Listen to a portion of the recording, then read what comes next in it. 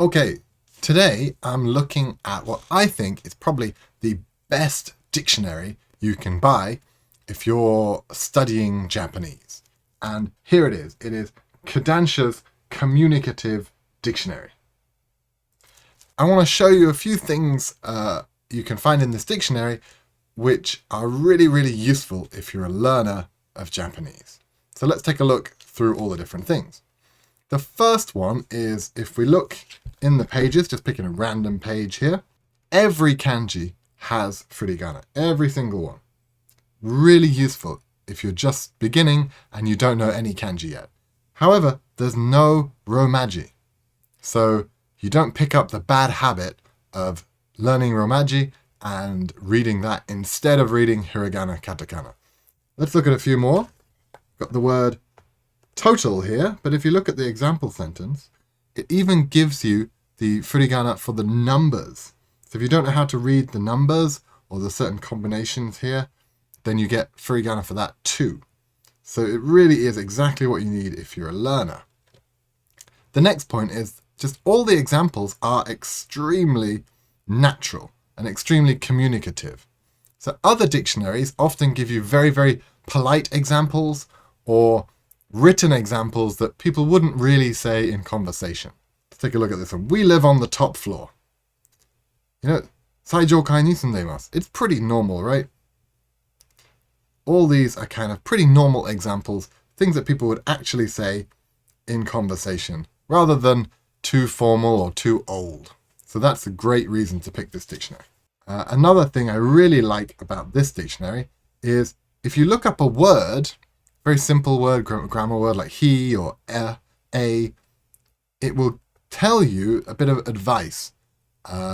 He is not often translated directly into Japanese, and you shouldn't use he or kare to talk about people who are above you. Of course, this is not going to replace a textbook or a teacher explaining these things to you. However, it's nice to get a little hint. I like this. If you look up the word a, it says the a is an article like a dog, a pencil, not usually translated into Japanese. So it gives you the right advice you need to make a good translation. Here's an example of looking up a word with a simple word with many meanings.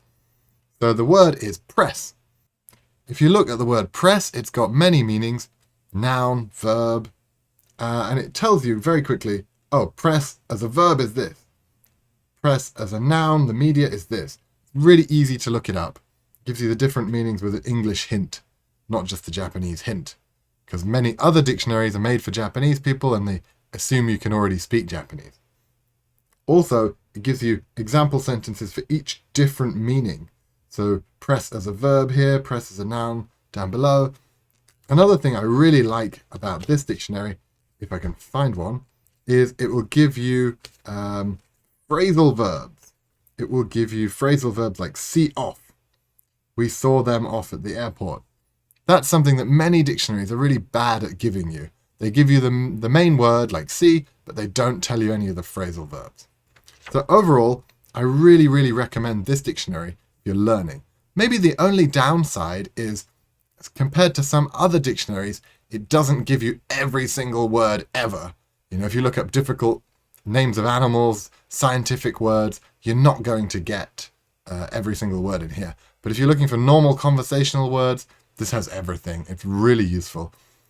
If you're trying to get it, unfortunately, I think it's out of print now. It's kind of harder to get, but you can probably get a second-hand copy somewhere. Really recommend this dictionary. Try it out.